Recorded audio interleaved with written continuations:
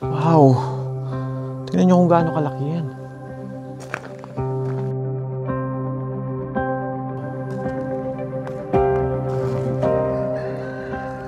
Hindi ko akalain makakapasok tayo sa ganito.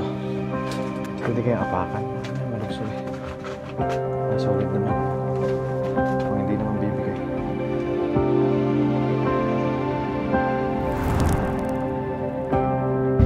Yung kulay ng lupa, parang kulay kalawang na medyo parang kulay gold.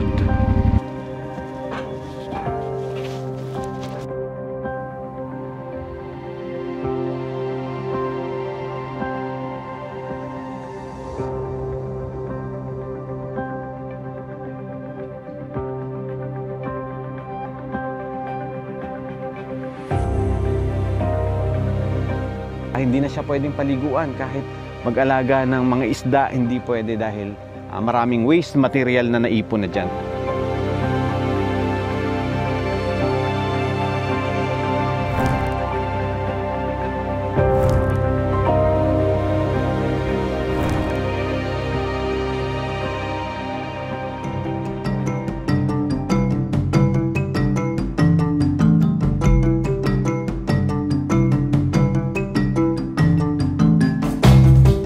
Good morning guys! Nandito pa rin po tayo ngayon sa Marinduque. Today adventure natin ay pupuntahan natin ng isang lugar dito sa Marinduque na kung saan nangyari ang pinakamatinding sakunang pangkalikasan. Yan ay ang Marcaper Mining Disaster.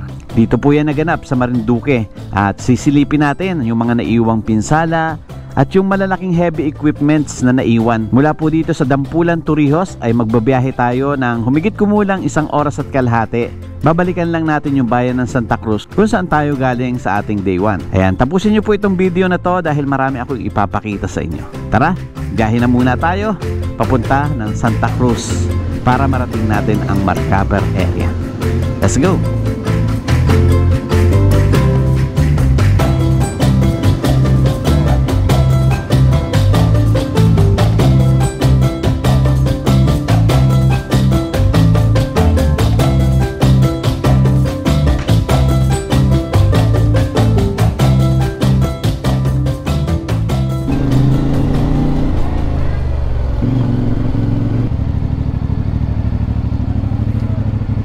Malakas ang ulan. Kalang, ayan. Okay. Magkano po din eh? 50. 50 po are. Ang dami oh. Bakit po magkaibang kulay? Mas dark aray. Ito, arak-arak. Ito, bulinaw. Alin po masarap? Ito ay no? Bulinaw? Sarap din. Masarap din po are. Isa. Pero yung dulong na pino-pino. Dulong po are. Oh, dalawa. Ilan na po yan? Bango ng amoy. Okay, nakabili na tayo ng pasalubong. Ang binili kong pasalubong, mga tuyo, para nakakabusog. Mula dito sa bayan, papunta na po tayo ng Santa Cruz. Dahil sa Santa Cruz, doon tayo dadaan papunta ng Marcaper. Yan, wala nang ulan. Lumiwanag na. Pinagbigyan tayo. Tuloy tayo sa biyahe natin. Wala tayong mapa. Magtatanong-tanong na lang tayo doon pagdating natin ng Santa Cruz. Kabisado ko pa naman hanggang Santa Cruz. Doon na tayo magtatanong. Siguro mga 1 oras hanggang doon. Let's go. Sa mga hindi pa po nakapanood ng episode 1, episode 2, ito po yon, tsaka nasa description. Panoorin nyo po kasi series po itong Marinduque rides natin. Etong paakyat na to guys, yan yung pinuntahan natin kahapon, yung Pulang Lupa at saka yung Kape, Tanawin. Dito yung daan sa kaliwa. Tayo naman, dito tayo sa kanan. Bumabalik lang tayo kung saan tayo galing nung unang araw natin. Nandun kasi yung gusto kong puntahan, yung malaking pambutas ng lupa, naghahakot ng lupa, para ipakita ko sa inyo at saka makita ko rin ang personal. Ayan. And then after ng Santa Cruz, doon na rin tayo dadaan pauwi ng pier ng Balanacan para makasakay papunta ng Lucena para makauwi tayo ng Manila. Ayan. Today is Friday. Pakaganda na ng panahon, umaaraw na. Nabasa ako kanina nung bumuhos yung ulan. So buti na lang umaaraw. Yan, matutuyo yung yung damit natin saka yung aking gloves.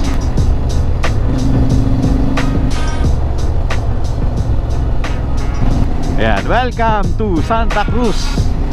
Dito na po tayo ngayon sa Santa Cruz. Malayo-layo pa, mga siguro 45 minutes papunta doon sa bayan. Okay, nag-set na tayo ng mapa. Nasa 39 minutes 20 kilometers mararating natin yung isa sa dam doon sa Marcaper. Guys, itong sa kanan natin, ito yung papunta ng Maniwaya. Diyan kayo sasakay ng bangka. Babalikan natin yan sa Mahal na Araw. Dito tayo pinapapasok sa kaliwa. Pero may nakalagay na no entry.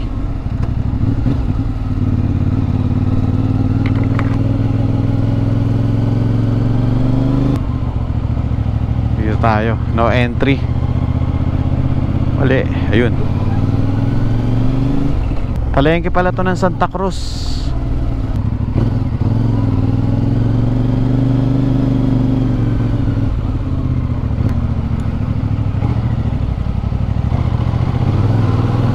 Tarik.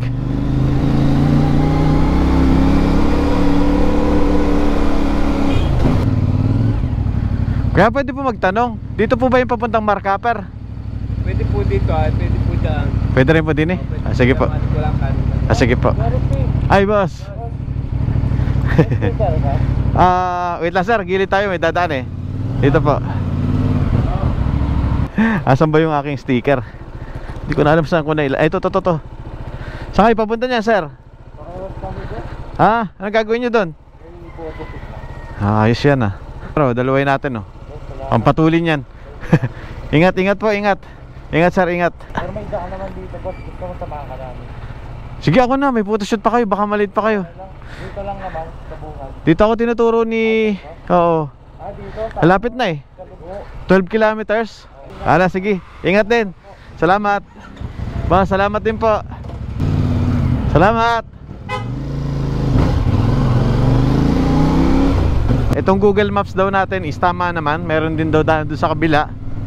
As meron din dito. Sundan na lang natin si Google Maps. Pababa, ang lalim ah. Mukhang malalim to ah. Primera. Engine brake. Ang lalim oh.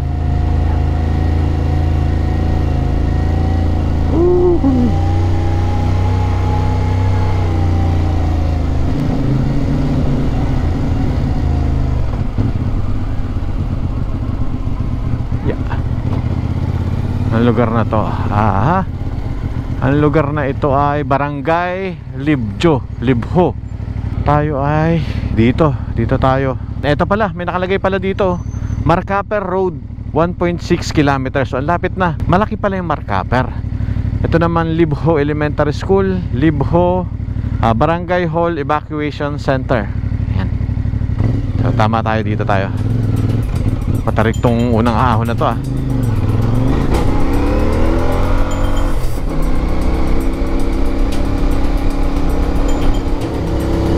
Buwelo lang, buwelo.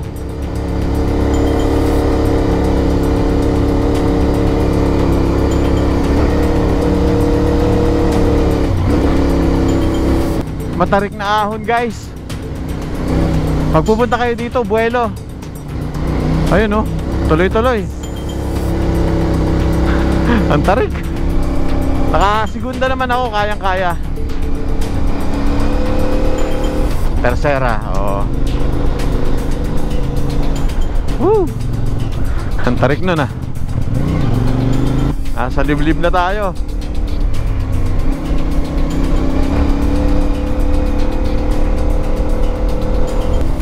Ito, matarik na naman.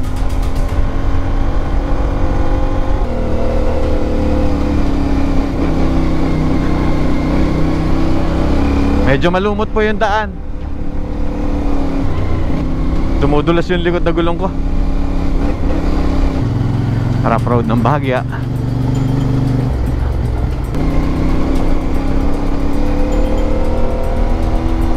Dito tayo sa kaliwa. Highway siya. Pinag-shortcut lang tayo dito. Pero okay naman yung kalsada. May lumot-lumot lang at saka paahon. Matarik. Ito na tayo. Malaki palang kalsada dito sa paglabas. Malapad. Akala ko tuloy-tuloy na ganun yung kalsada na dadaanan natin. Ang ganda pala ng daan dito guys, oh. Para siyang national road. Pero parang bagong gawa kasi ang linis pa oh. Parang bibihira ang dumadaan.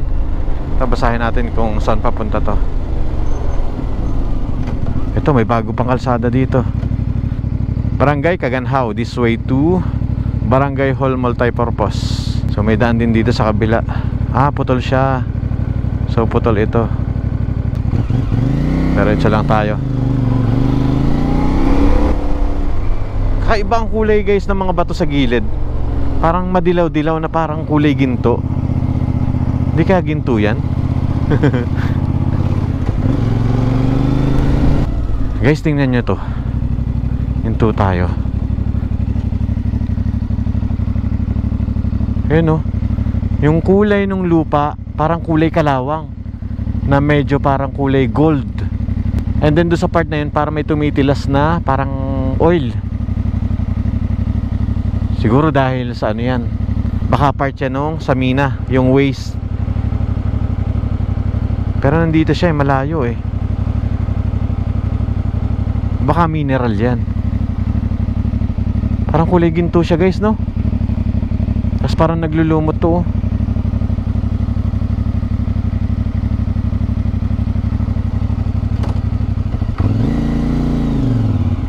Parang kulay kalawang.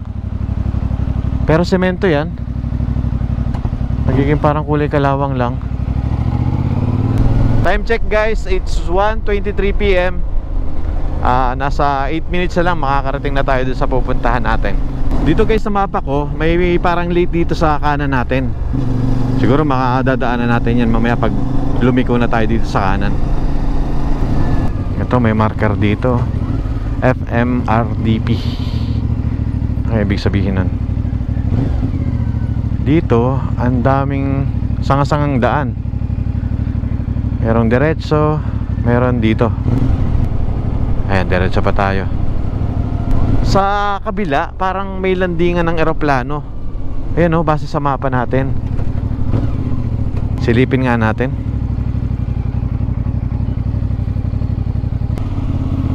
Ito.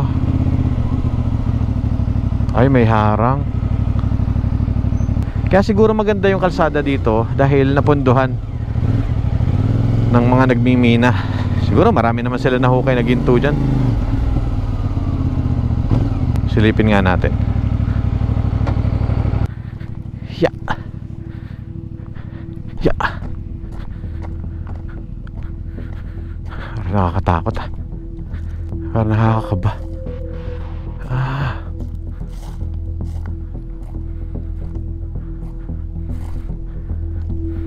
Oo nga.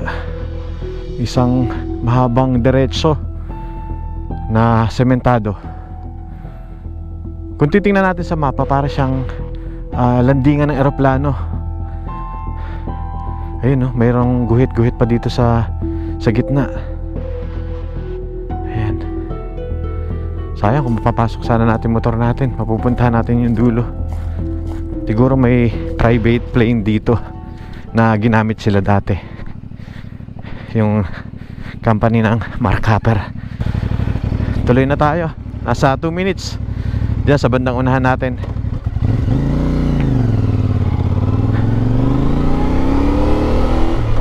Ang haba. Hanggang doon sa dulo pa yung end nung isang street na sementado. Ito, yung kulay puti dito sa mapa. Hugis ano siya, yung landingan nga ng eroplano. Mark Hopper Golf Course. May golf course pala dito. Ito. Wow, ang lapad ah. Lawak.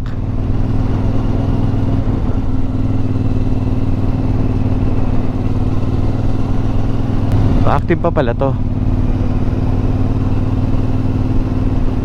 Welcome Barangay San Antonio. Ayan. Ito yung Barangay San Antonio.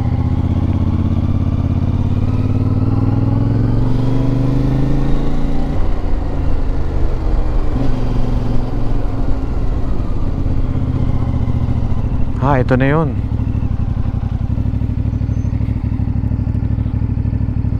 Ito na yun guys. Bali meron dito mga poste ng kuryente. Then yung mga kable ng mga kuryente ay nakalatag na sa lupa. Doon sa part na yun guys, ayun oh, yung bundok mukhang tinabas. Yan na siguro yung minina nila nung active pa yung nagmimina dito. So dito tayo ngayon sa Barangay San Antonio. Bale, pagpasok natin dyan sa kanan, nandyan na daw yung dam. Base doon sa Google Maps. Angat ko lang to. Pasukin natin kasi may marka naman ng mga gulong. Ibig sabihin may pumapasok dyan ng mga sasakyan. Siguro motor. Off-road tayo ng onte. Kung kailan yung pauwi na, doon tayo mag-off-road. Ayun, may motor sa dulo. Mukhang may tao.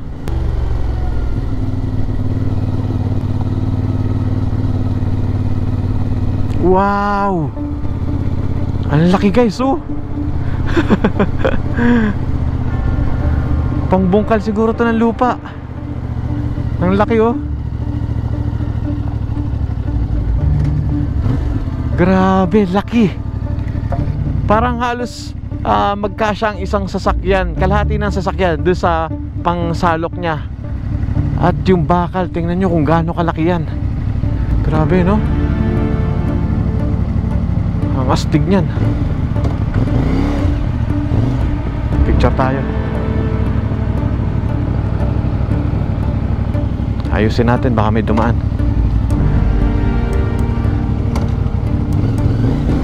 May tao dun, oh. Kahit parang yung kanilang bahay ay wasak-wasak na.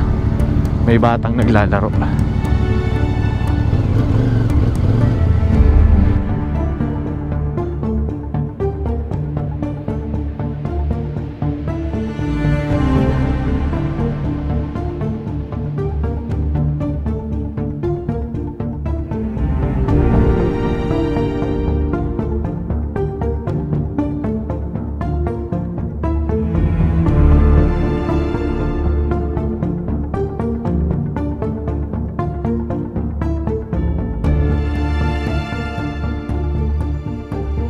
Alright guys, papasok tayo doon sa loob kasi doon daw pwedeng para maakyat yung isa sa mga ganitong naiwan, yung panghukay ng lupa, yung ginamit nila sa pangmina.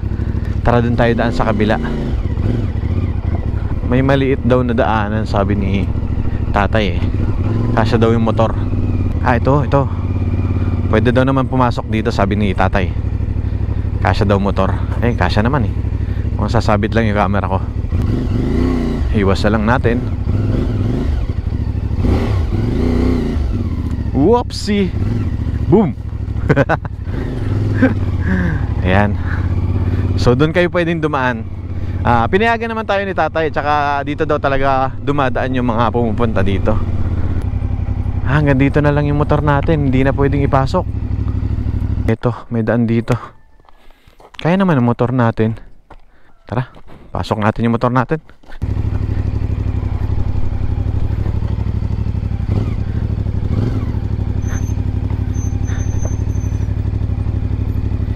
Yahoo! Woo! Eto pa yung isa guys, oh. Tingnan nyo kung gaano kalaki. Halos pumantay na doon sa upuan ng aking motor. Ganon kalaki itong gulong na to. Malambot yung lupa. Iba pala ang lupa dito. Malambot. Ito yung isa sa mga gulong. Tingnan nyo. Nilagyan na lang nila ng semento para maitayo itong malaking bakal na ito. Guys, ito nakikita nyo na tubig na yan, dati wala yan. Nung iniwan na itong minahan dahil nasisira na, nagbubutas na sila at may tendency daw na lumubog yung buwak at matabunan sila. Sa sobrang tagal niya, umulan ng umulan, naipon na yung tubig. So ayan na po yung tubig na yun. Hindi siya pwedeng paliguan dahil marami siyang chemical. Guys, iiwan muna natin dito yung ating motor. Hindi na natin ipapasok doon. Hanggang dyan na lang muna. Ngayon pupuntahan natin yung isa doon sa mga pang backhole ng lupa na iniwan dito. Malaki din itong dalawang to. Malambot dito. Ayan, eto na.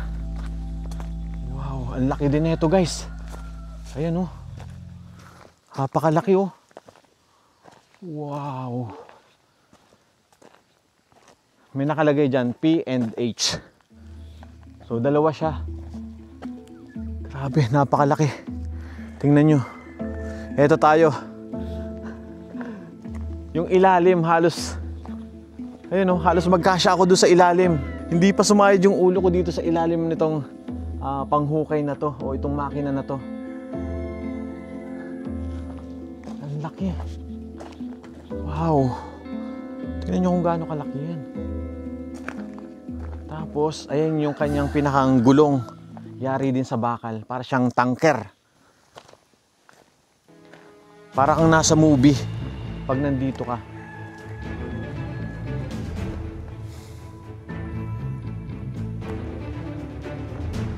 Wow. Grabe ito. Tingnan yung ilalim guys. Ayun. Siguro pag umiikot siya. Dahil dun oh. May mga parang mga bearing tapos mayroong yung sa sprocket. May mga ngipin. Grabe, ang laki nito. Yan. Paano umakyat yung mga bata dito? Umakyat yung mga bata kanina nakita ko. Ito rin. Ito guys, yung pang scoop. Guys, ganito siya kalaki. Pasok tayo sa loob. Sana hindi matanggal yung mga bakal-bakal. Ayan. Kasyang-kasya ako. Guys, oh. Kasyang-kasya ako dito sa pang-scoop ng lupa. Maluwag pa. Grabe to. Buong-buo pa siya. Parang pwede pa nga siyang magamit eh. Pero kahit sobrang tagal na nahinto yung pagmimina dito, lagpas 20 years na, pero buong-buo pa rin yung piyesa niya, buong-buo pa rin yung mga bakal, intact pa rin. Kaya tayo dun sa taas. Gusto ko ma-experience kung gaano kataas pag nandun ka sa loob o sa tuktok nitong pang-scoop ng lupa. O tawagin na lang natin backhole. Nag-aamoy lang siya. Tingnan nyo guys, yung kamay ko, ito yung kamay ko. Ganyan siya kakapal. Dito nga sila umakyat. Huwag kang matatanggal.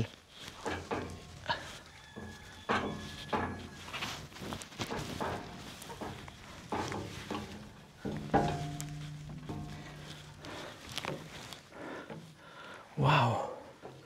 Ito na yung loob guys. Puro makina pala yung loob. Puro may mga ganyan, no? Yung parang sa sprocket tas may kadena. Tapos ayun yung bakal na tali. Ito yung loob. Parang yung napapanood lang natin na loob ng tanker. Yung pandigma. Yan yung loob ng makina. Parang ang laking air pump oh. Air pump siguro yun. O compressor. Yan. At dito naman sa part na to, ito yung mga power voltage. Yung pinagkakat na. Dito, tandaan tayo baka kasi biglang malugso o bumigay. Meron siya ditong malaking coil, yung binabalutan ng copper wire. Pero wala na yung copper wire, mukhang kinuha na, kinahoy na. Yan, ito yung loob. Grabe. Hindi ko akalain makakapasok tayo sa ganito. Oops. Ito naman yung baba. Ingat-ingat kayo pag akyat nyo dito. Baka maapakan nyo to, malugso. Ayan. Para tayo nasa second floor guys. Ito yung pag-akyat natin doon sa hagdan. Then, akyat pa tayo dito sa pinakang taas. Kung saan nandun yung pinakang control room o yung nagmamaniobra. Tara, akyat naman tayo doon sa taas. Tingnan natin kung ano pang meron doon. Oops. Kabibigay. Uy. Parang nakakatakot na to ah. Ayun. Pero hindi naman siguro to basta-basta babagsak. Wow, ito na yung taas guys. Ayan. Ito naman guys yung kung saan nandun yung nagmamaneho o nagko-control nitong backhoe. Ayan o, yung sa paa. Ayun naman yung sa kamay. Pwede kayang apakan. Malugso eh. Solid naman. Kung hindi naman bibigay.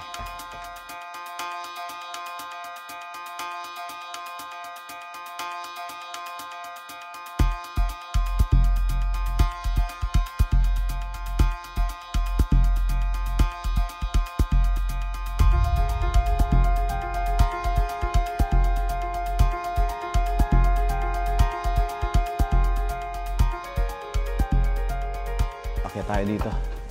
Hop. Medyo manipis na yung bakal. Kaya dahan-dahan kayo sa pag-akyat dito. Baka bigla malugso o bumigay. Ang taas. Third floor. First time natin makakyat sa ganito. At first time natin ma-experience to.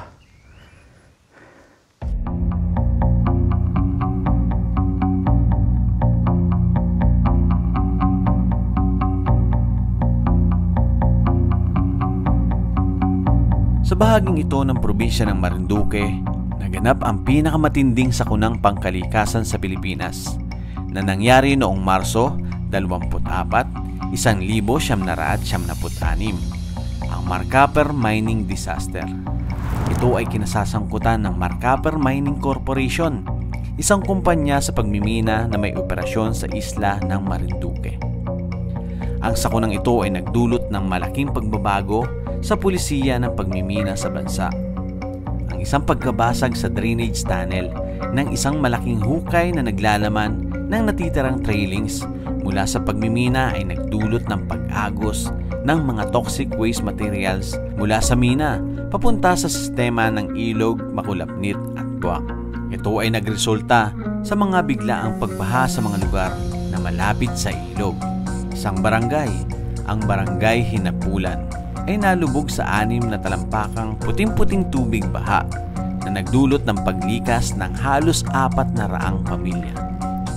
20 iba pang mga barangay ang kinakailangang lumikas. Ang tubig inumin ay nahaluan ng kontaminasyon na nagdulot ng pagkamatay ng isda at hipon sa tubig tabang. Ang malalaking hayop tulad ng baka at baboy ay nilamon ng baha at namatay. Ang pagbaha ay nagdulot ng pagkasira ng pananim at mga kanal ng irrigation. Matapos ang sakuna, idineklara na hindi na magagamit ang ilog Buwak. Ang sakunang ito ay nagdulot ng pangmatagalang pinsala sa kalikasan, kabilang na ang pagkawala ng biodiversity at polusyon sa mga sistema ng tubig. Sa kasalukuyan, ilan sa mga heavy equipments na lang na ginagamit pang mina ang naiwan. Katabi nito ang malakulay dagat na lawa na nag-iinganyo sa ganda. Ngunit walang sino mang nagtatangkang maligo dito dahil ito ay kontaminado ng mga toxic waste materials mula sa pagmimina. Guys, pag humahangin pala medyo gumagalaw itong ibabaw nitong malaking panghukay ng lupa. Biruin nyo, nasa almost 29 years na itong naka-stack dito dahil noong 1996 na-stop at nahinto itong pagmimina dito dahil nga nagkakaroon na ng mga leak, yung mga waste na material is napupunta na doon sa ibang o karatig barangay o bayan dito sa San Antonio. Kaya pinahinto itong mining ng Marcaper. Ito yung disaster na nangyari dito. Pero sa ngayon, napakagandang pagmasdan itong lake. Kaya lang, mas maganda sana yan kung naliliguan, kung natural. Kaya lang, yun nga, dahil sa pagmimina, hindi na siya pwedeng paliguan. Kahit mag-alaga ng mga isda, hindi pwede dahil maraming waste material na naipon na dyan. Siguro soon, katagalan, is magiging malinis din to, pero matagal-tagal pa yon. At mapapansin mo, mula dito, yung gilid ng mismong lake, medyo kulay yellow na parang medyo orange yung kulay niya. Siguro dahil na yun doon sa waste material na naipon dyan sa pinagminahan na yan. Yan guys, isang malalim na hukay yan. Ang ganda sana kung naging natural to. Kung pwedeng paliguan, may mga nahuhuling isda. Kaya lang hindi eh. Ginawa siya para magmina at maipon yung waste material. Diba? Sayang, napakasayang. Pero ganoon talaga, doon tayo matututo kung kailan nangyari na ang lahat. Pag pupunta kayo dito guys, samahan nyo ng pag-iingat kasi may mga part na nalalaglag na. Kagaya nitong isa sa mga hagdan na to. Mukhang malalaglag na, kaya dahan-dahan po kayo sa paghakbang at pag-akyat. Guys, silipin natin ng konti itong gilid nitong lake. Medyo nakakatakot, baka kasi bigla mamayong gumuho. Napakalalim pa naman ito. Matatawag na natin siyang lake kasi ang lawak oh. Mala asul na medyo may pagka-green. Siguro dahil sa sobrang lalim. Sayang itong part na to kung naging palaisdaan to o naging natural na lake lang. Yung pwedeng paliguan, pwedeng maghuli ng isda. Alright, so ayun guys, maraming salamat po sa lahat na nanood mula sa episode 1 hanggang di ko alam kung anong episode to. Maraming salamat po sa mga nakasama ko, sa mga taga Marinduque. Shoutout po sa inyo lahat. Kita-kits tayo sa April sa darating na mahal na araw. Yan. Ibablog naman natin yung Moriones o Morionan. Yan sa, hindi ko pa alam kung saan tayo pupunta, kung Torrijos o Buwak o Mugpog. Yan, okay? Maraming salamat po sa lahat na nanood. Don't forget to like, comment, and subscribe. This is Kuya Je. Kita-kits on my next vlog. Let's go!